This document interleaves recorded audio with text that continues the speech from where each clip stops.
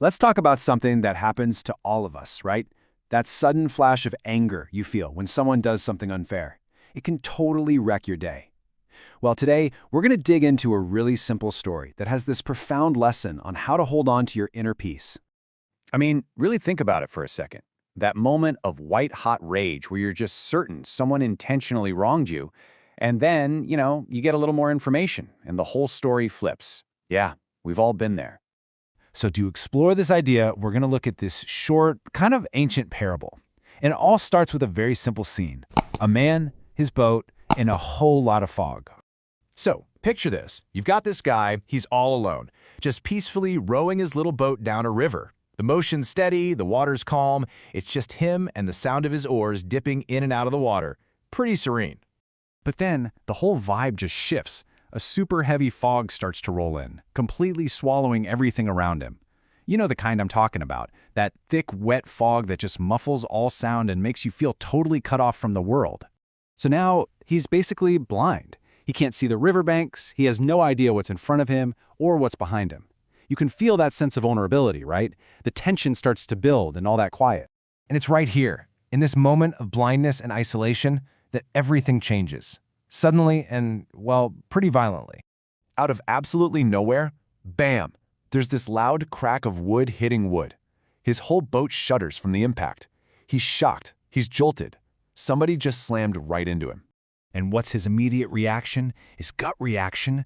Just pure rage. He is furious. He starts screaming into the fog, his face all twisted up in anger. How could somebody be so stupid, so careless? He is ready to let loose on whoever did this. In his mind, the answer is crystal clear. It's the other guy, the other rower. They are 100% at fault, and his anger feels totally righteous, completely justified. But is it? Because what he finds out next, well, it changes absolutely everything. As he gets closer and peers through that dense fog, he sees it. The boat that hit him. It's completely empty. It must have just drifted loose and bumped into him on the current. There's no careless rower. There's no one there at all. And just like that, poof, the anger is gone. It just evaporates. And why? Well, think about it. You can't really be angry at an empty boat, can you? His anger needed a target, and when that target turned out to be nothing, the anger had nowhere to go. It just dissolved. So this is where the story stops being about some guy in the fog and starts being about us. It's a mirror for all the empty boats that we run into in our own lives every single day. You see, this whole thing shows us two completely different paths we can take. Our default setting, our initial reaction, is almost always to find someone to blame, right? We feel that rush of anger, and we immediately see ourselves as the victim. But the empty boat view, that offers a totally different way. It's about seeking understanding, realizing there's no target for your anger, and ultimately finding some peace. And this really gets to the heart of it all. This is the empty boat philosophy.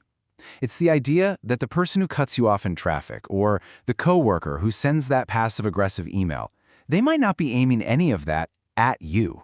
A lot of the time, they're just drifting. They're lost in their own fog of stress or fear or whatever they're going through. This is the big one. This is the key takeaway right here.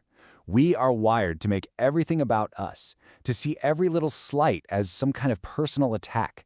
But so often, it has absolutely nothing to do with us.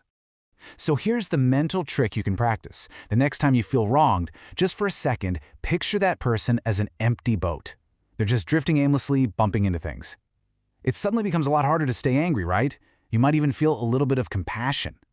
And by doing that, you protect your own peace, because you realize there's nobody at the helm to be angry with. So I'll leave you with this question to chew on. The next time you feel that flash of anger because of something someone did, just pause and ask yourself, am I yelling at another person right now, or am I just yelling at an empty boat? Trust me, the answer could change everything.